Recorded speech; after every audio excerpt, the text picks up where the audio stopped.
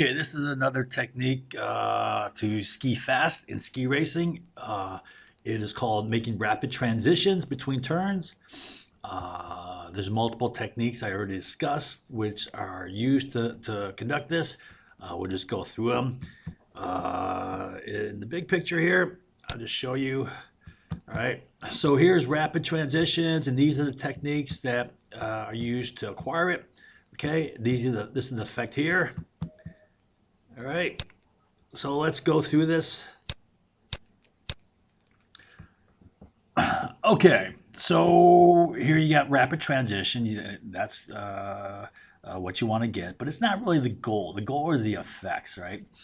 So one effect is of rapid transition. It'll help you get an early start in a turn, and that'll help you get full rut utilization. You'll hit the rut at its start. If you hit the rut late, you'll hit it after it's curved, and then you'll hit it more perpendicular. There'll be greater impact and impulse and dissipation of energy. Also, you may have trouble storing energy in your skis in slalom or giant slalom if you hit the rut late. All right, then another advantage is you maximize time on edge, allowing you to have maximum distribution of force application, so you spread the application of force out. So to make a turn, you have to apply a certain amount of force. If you spread it out, right, you minimize the likelihood of exceeding shear forces, which break ice bonds, throw snow, and thus bleed energy, right? So the idea is you constantly want to be in a turn. You want to maximize the time you're in a turn, especially in the speed events where you have a high turn to transition ratio. You want to increase that ratio, right? Always be in a turn. Yeah, and you spread out the force application. Okay, if you run it straight, not applying force, right, and going shortest distance from gate to gate. When you get to that gate, you got to throw down a hard turn. It's going to exceed shear force. You're going to break ice bonds, throw snow, bleed energy, and you're going to have skidding friction as opposed to sliding friction. So that's the next thing. Minimize skidding friction. You want sliding friction. Again, I don't know the exact coefficients, but I'm sure they vary with temperature and snow conditions, so forth, right? But it's just obvious to any intelligent mind that sliding friction is going to be less than skidding friction, the coefficient for sliding friction. All right, tactical advantage for given terrain and gate setting. So if you start turns early, you can have tactical advantages, or you lack disadvantages in terms of terrain like fallaways or bumps or whatever, right? Or snow conditions, varying snow conditions from close to the gate or far from the gate. All right, sometimes you get soft, fluffy snow to the outside, which really slows you down. And then that in terms of gate setting. Okay, so let's take a look at the techniques used to make a rapid transition. All right. First is you want to minimize vertical motion of the upper body center of mass. All right. Call that float time. You don't want your body floating high up in the air, waiting for it to come down. That's old school technique. They used to stretch their bodies like accordions, right? Also raising that outside arm, doing all sorts of like irrational things. That was the technique, and everyone was doing it. Why? Because everyone was doing it. No one thought independently. So as the legs cross over the hump, you don't want it to push your body up, right? So you want to raise your legs, lift your knees, absorb that, right? Keep your upper body always low. The more the upper body center mass is lifted, the longer it will take for it to fall back down. And you got to wait until it falls back down before you can stretch out your legs and apply force effectively on the snow, right?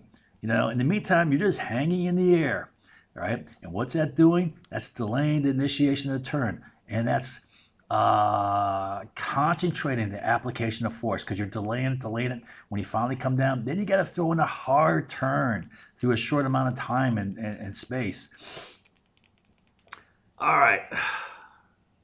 Okay, all right. Thus, maintaining the upper body center mass always low will make the transition faster, because You lift up you lift up your legs as they go over the hump, then you shoot them out to the side, and you start applying force right away. Why? Because your upper body center mass is low already, and you can start applying that force. With the center mass always low, force application can be made immediately. Right? You just shoot out your legs. Right now, the idea. Don't get confused with skiing in a compressed position. Right? Just because you're lifting up your knees as you cross over the hump doesn't mean you should keep your legs compressed, knees, bent, in turns. Stretch them out, right? As much as is feasible. I mean, you don't want to make it like too straight, right? You have to use technique to make turns. You have to have slip and slide and so forth. All right. All right. Next is ski like water. All right. This is what I would keep in mind when I would ski. Keep your body as fluid and loose as possible to absorb everything. Keep it relaxed. Keep relaxed at the hip joints. Right.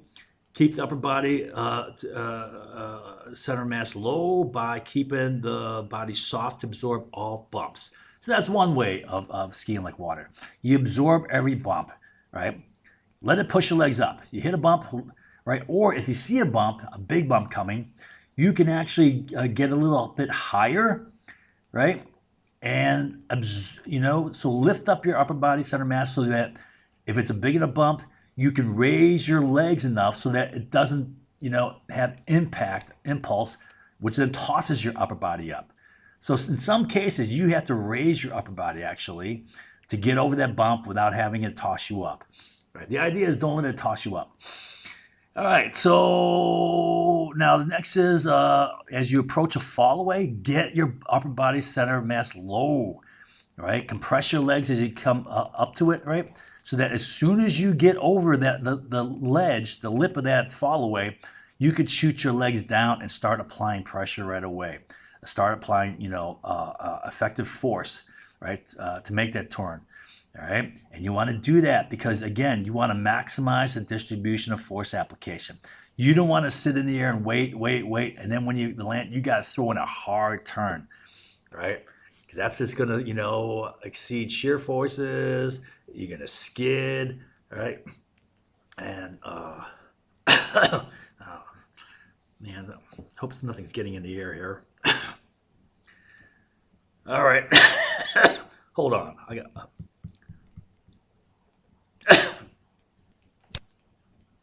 All right, pause. All right, back. Okay, where was I? Getting on. All right, so the next thing I want to talk about is hip angulation, right? Angle the hip, right? Of course, the main purpose for that is to lift the upper body center of mass, right, in a turn so that you create the lever arm, the opposition between centripetal force coming through the legs, the ground force I called it, right, and the inertia, combined inertia gravity vector, which wants to keep going in the opposite direction, right, creates a lever arm that lifts and uprights and rolls you onto that outside ski, right? That's the main purpose. Now, hip angulation also, as a secondary effect, loads up torsional strain in the body, almost like a flexed fishing pole, right? You don't want to like bend laterally in your body at the waist like that, right? And so it creates a tension which helps you rapidly snap back the lower body from one side to the other, increasing the rate of transition, right? So it's a counter tension, right, that helps you snap back the other way. Now, similar to this is hip rotation or counter rotation, which instead of a bending strain is a twisting strain. So that counter rotation of the upper body center mass, the main purpose of this is to generate slip and slide, all right? But the secondary effect is it'll create a torsional strain like twisting a coil spring, which then snaps back the body in the other direction, resulting in quicker transition. All right, that's probably more so in slalom and giant slalom where you have a lot of rotation. In Super G and downhill, the courses are more, not as turny, they're straighter, so you're not going to need as much rotation. I mean, you get some, for example, if you're in a downhill tuck and you're pulling back the outside elbow, that's creating a little bit of counter torque, right? And you can shift by pushing that elbow forward and pulling back the other elbow, and that'll facilitate the transition. Okay, another thing is the old wrist flick, right? Especially in slalom, but also you can use this in giant slalom to some extent, right? But primarily in slalom. Not only does the wrist flick cause forward to aft upper body mass shift to progressively roll energy stored in the flex tip of the ski, and the idea is you want to roll that maximum flex point, right? From the tip of the ski, progressively backwards through the waist, then progressively through the tail. And when it reaches the tail will then springboard back and convert that stored flexed potential energy back into kinetic energy. And with counter rotation, you got to make sure you have counter rotation, because if you don't have counter rotation, that rebound energy is going to toss you up in the air, and that's going to pose and fight keeping your upper body mass low, right? So you're going to get high, which is what you don't want. Or worst case is it's going to flip you on your back. All right. So now, with this, all right, you effectively store and utilize that energy, and with counter rotation, it'll throw your legs laterally across the hill in the direction for the next turn. So it facilitates it, makes it quicker. Shoot your legs across. Faster they go across, and extend to the other side. Make sure you lift your knees as they go over the hump, then shoot them out to the other side. All right. The faster you shoot them down, the faster you engage force application. All right. The more you're going to spread out the distribution of force application and decrease the risk of exceeding shear forces. All right. Now I say here, in some turns, which in the modern ski race gate set, you rarely have opportunities. But I've seen Marcel Hirscher throw down, a solid pole planter and now and then. I do every now and then just for fun if I want to do like a really sharp radical turn, right? I'll throw down a hard pole plant. I used to throw pole plants far more when I was skiing the long 7-foot, straight skis, and you got to rotate those big skis around, right? I throw down these hard pole plants, pole tip aim forward, in the opposite direction of where I was going. So boy, it really plants your shoulder, stabilizes you, creates a stable foundation for which you can rotate your lower legs beneath, right? And that's the idea. It's creating counter torque, but it's also, I say here, pole plants stabilize the upper body to facilitate lower body transition. So by throwing that pole plant, it just locks your upper body and allows you to rotate your lower body around a stable, unmoving upper body. All right. Hope that makes sense. So then, similar to the wrist flick, this is to getting counter rotation here. You pull back the outside arm in GS. This will create counter rotation that facilitates lower body rotation. Similar stuff here, right? Now this has the effect of, and really the wrist flick too. You avoid having to do an old school hop pivot, what they used to call stivets, because you'd steer your upper body.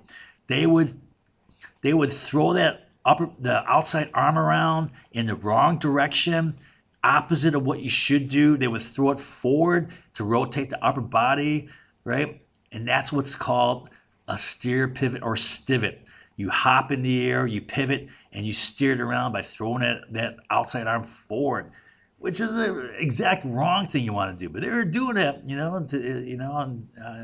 up until I taught it. But that didn't change a lot, to some extent. They're still doing it in 2011, 12, and so forth. All right. All right. So next is pull back the outside elbow in downhill tuck turns. Right. So if you're doing Super G, and you have a mild turn, or even in giant slaloms. Some giant slaloms, you're going to have these easy, gate sets where you can stay in a tuck, right? And oftentimes it's flatter terrain there, right? And you stay in a tuck to do a turn to get counter rotation. Just pull back that outside elbow. It'll pull back that outside shoulder, all right? And it'll help you get slip and slide, which is the goal, all right? But it will also create counter rotation that will facilitate lower body rotation, making it quicker. All right. All right. Then another method is you can use bullhorns to get that counter rotation. All right. To help slip and slide. All right. And so the advantage of bullhorns is it stabilizes you in two directions. Not only does it stabilize your direction of your chest facing downhill or chest facing to the outside to get counter rotation to facilitate slip and slide, but also with your arms wide in bullhorns, that gives you leverage to keep your shoulders level. Right? And one thing you got to keep in mind, try to keep your shoulders level. Do not raise your outside arm, all right? Because that's going to kill hip angulation. That's a technique. They're skiing. They're all getting high in the turns. They're all throwing up their outside arms, and they're all doing it probably. I mean, there's no intelligent basis for it, but they're all doing it probably because everyone else is doing it. All right, use bullhorn arms to get leverage to rotation to the outside. This will also create counter rotation that will facilitate lower body rotation. This is going to help you avoid this, old school hop pivot, steer pivot thing. Right? And there's many problems with this. Right? Not only is it getting you high in the air, but there's many other problems, and I can't get into details. It causes multiple problems. All right, do a rapid slip and slide. So this is one of the things you could do. Slipping the inside ski forward while sliding the outside ski back facilitates lower body rotations. Right? So counter rotation facilitates slip and slide. Slip and slide facilitates counter rotations. They go hand in hand, right? They're like opposing movements. So what you want to do is, if you want a rapid transition, just do a rapid switch. During transition. Switch the forward ski to the back ski, right? And then the back ski to the forward ski. Right? Hopefully that makes sense. Now, what you can do, with a method I developed in 2018, 2019 is you force slip and slide. So you initiate the whole slip and slide, not with counter rotation, but you just jam it in, and then you shove your butt cheek, right? It's going to turn your lower body so that your lower body is facing to the outside. Then you just lay your butt cheek towards the snow. You push it down. Legs stretched out. You don't compress your legs, right? Push your butt to the snow, the inside butt cheek to the snow, and this facilitates by rotating the lower body to the outside. All right, I developed this technique in 2018 and 19, and immediately I saw World Cup skiers starting to use it, right? Monkey see, monkey do. Turning out the lower body can complement or substitute partially for upper body counter rotation. So, doing this, you may need less of this, all right? All the counter rotation. All right, what I want to do is show you a video of rapid transitions of slip and slide. So we'll watch this real quick. This is the latest race, the last giant slalom race by women.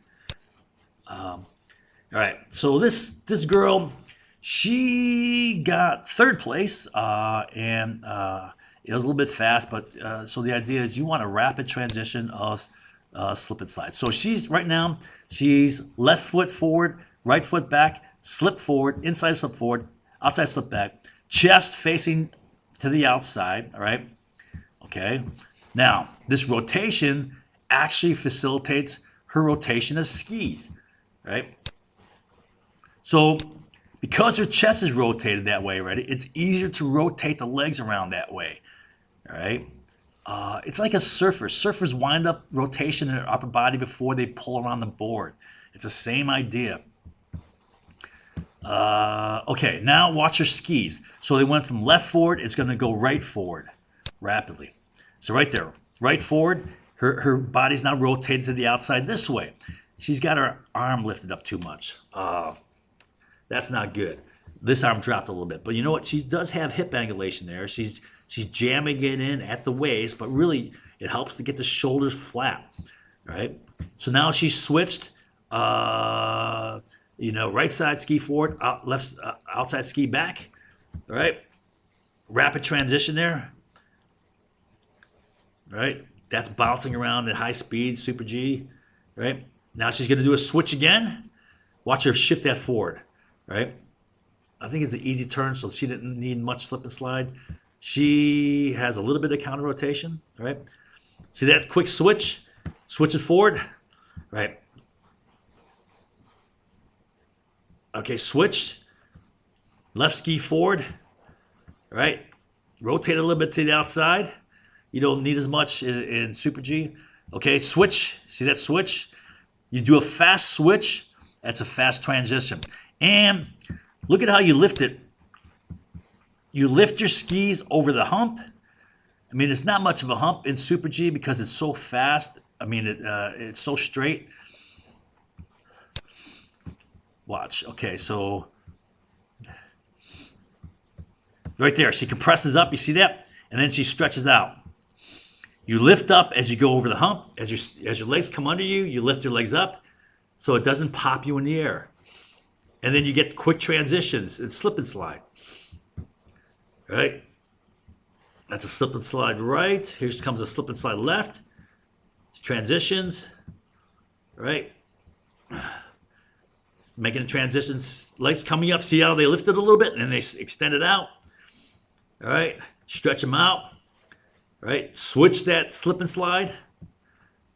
Lift up the legs, shoot them out. Switch that slip and slide. All right, legs coming under, going over the hump. Pulled up, you see that? Pull up, stretch them out then. You see that? Allow those legs to lift.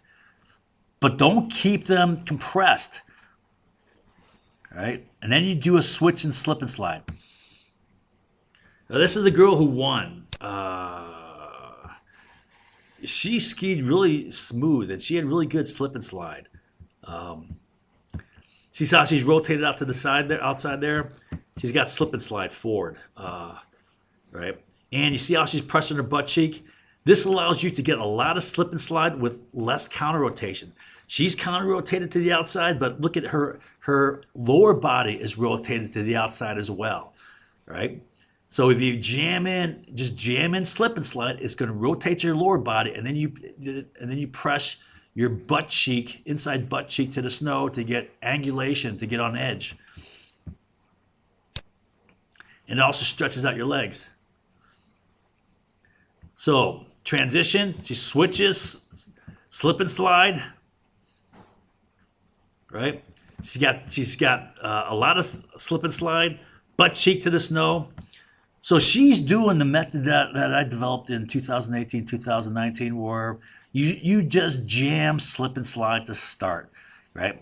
You don't even, you're not focused on counter rotation. You jam that slip and slide to the start, and that rotates your lower body to the outside as well. And then your butt cheek is facing the snow. Your inside butt cheek, you just jam it down, shove it down. It lays out your legs, all right? Getting you better edge angle, all right?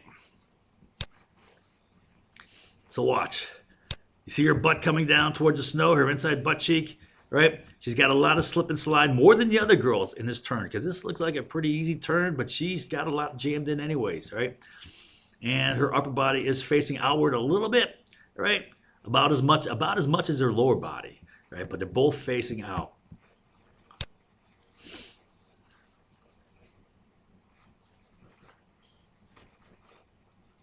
See that switch there? Let's see it in slow motion. Okay. So left slip and slide. So you pull up the knees. Where's it coming? Oh, she got herself a little bit high. But she switched there. You transition with transition slip. Oh, see her pulled up there? She did a pretty good pull up there. All right, so watch. She's got left slip and slide going. She's got laid out to the right, right? Crossing over the hump. Pull it up. You see that? shoving it back down. Switch the slip and slide. That's a transition. This was a nice turn. This was a very well arced turn. Let's take a look at that. It was just railed cleanly. Let's see what she's doing. Okay. So she's got pretty good hip angulation. She's got slip and slide, right? And her butt cheek is pushing down. So she's emphasizing slip and slide first, shoving the butt cheek. So she's turning out her lower body, right? Okay.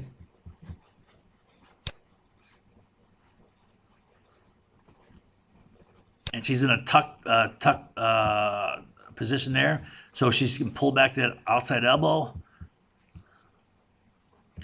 jam and slip and slide, and drop the butt cheek. Yeah, that's what she's doing more. That's a technique I developed in 2018-19. All right. So let's, well, see that quick transition there?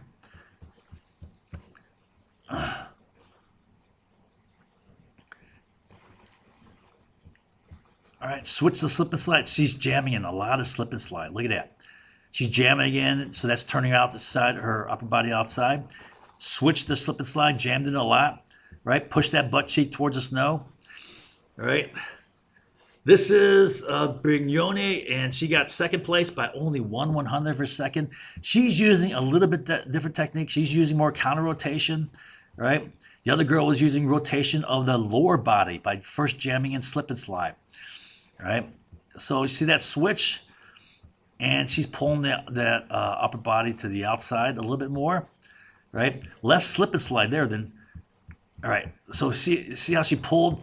She's got good slip and slide here, chest facing the outside, and she switches. But when she switches, it tossed her, and it's because her chest must have been facing, chest chasing ski tips when she did this. Yeah, see how her chest is chasing her ski tips when she did this? That rebound energy is going to shoot her out, and it tosses her in the air a little bit, all right? So she lost her counter rotation there, and boom, it tosses her. Then she pulls back her outside arm to generate counter rotation to the new outside turn, and then she switches her slip and slide. Oh, that was very nice. Very nice recovery. All right, nice turn. She railed it. All right. So she's got slip and slide left. All right, pushing that butt cheek towards the snow. All right. She can add more counter rotation. If she doesn't jam in more slip and slide, you can force that slip and slide and turn your lower body. All right, pulling the outside arm back. Right. All right, she's got good slip and slide, pushing her butt cheek down there. She switched it fast. Let's see another turn here. Let's see if she pulls it up. All right, so this was a problem this turn. She dropped that inside arm too much, raised the outside arm. She washed it down a little bit low in that turn, took her offline a little bit. All right.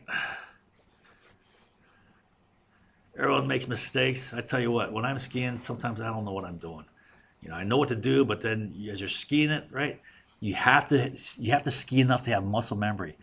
If you don't have muscle memory, you know, it's got to be automatic. You don't have time to think. All right, do this, do this. All right, it just comes with repetitious practice, building that muscle memory. All right.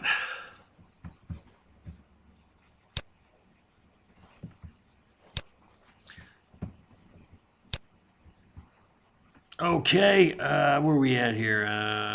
Yeah, we're here. Okay, so we watched the video. Now, next one is energy store release, roll and release. We talked about earlier, you know, how you can do this in slalom and in giant slalom.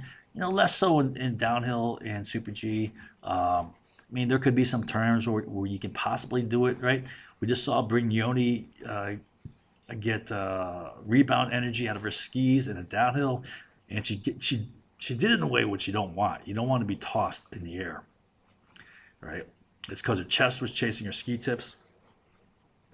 Now, with counter rotation, the springboard energy released will throw the legs laterally from side to side. It's not going to throw you in the air or flip you on your back, right?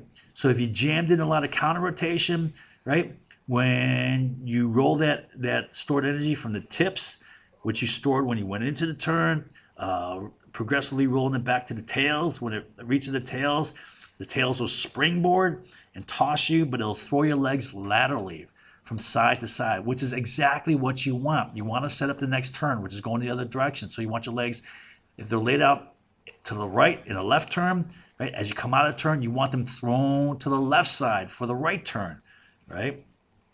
And the energy will facilitate that. It'll throw your legs. Obviously, the faster the legs go from side to side, the faster the transition. Also, counter rotation will prevent rebound, pop-up, or flip you on your back. So, I'll try to find a video here. Let's see.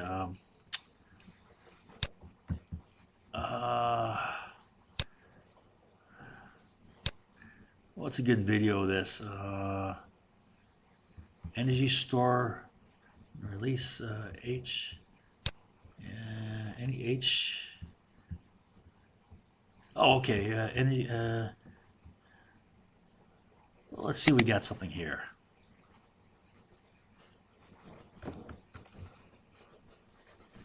All right. Today's ski technique lesson is on a technique called energy storage, roll and release. We'll get to that shortly. But before we do that, I want to just cover something. And the last. All right, I don't want to see that video. I want to see the actual video here. Let's see.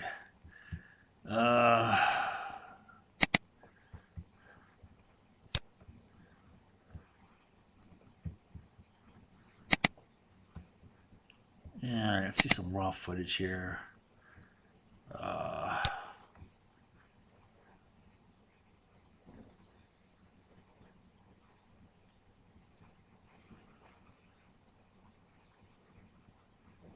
Huh.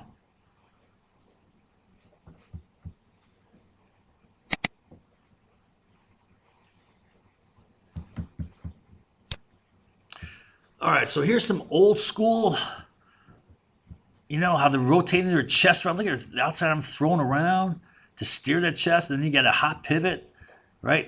Look, it's just steering that chest around. You don't want to do that. That's what they're doing. This is not too old. This is like 2009, 2010, this video, and they're still doing it for a couple years after that, even after I taught it. Look at how she's steering the chest around. Chest following ski tips, getting tossed up in the air, high in the air each time, right? Doing a hop pivot. This is just so clunky and slow. And all right, so I think I have some videos of modern races this year coming up, hopefully here. All right, so that's old school. Right, so look at how their chest is locked downhill. Look at how the rebound energy throws the legs laterally, tosses it to the side, right? Not going up. I mean, this girl has a little bit too much up and down motion. She can iron that out a little bit, right? You see how the legs are thrown laterally across the other side. Throw to this side, yeah. All right. All right, so the energy tosses it, and that makes the turns quicker, right? And you don't have to travel right? If you ski that old hop pivot, your whole upper body is, coming around the gate, right? Here, the legs, you're laying out the legs. Let's see that again.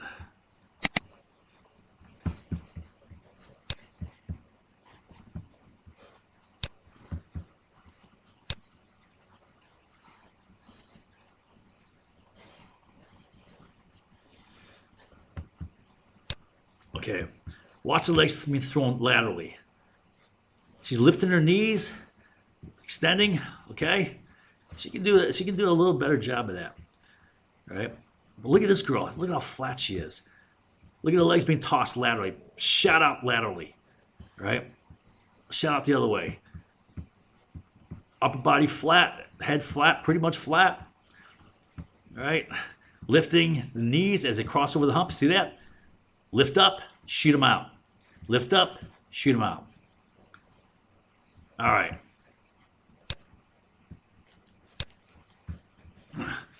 Okay, so pull back the outside elbow. All right, I talked about that already, but the only thing is here, let's see. Yeah, so this is giving you counter rotation. It's helping you get slip and slide. But in giant slalom, this could help you release energy out of your tails if you pull that elbow back, right? And then if you have counter rotation, it'll throw your legs laterally from side to side to make that turn transition quicker. Okay, that's it for this lesson.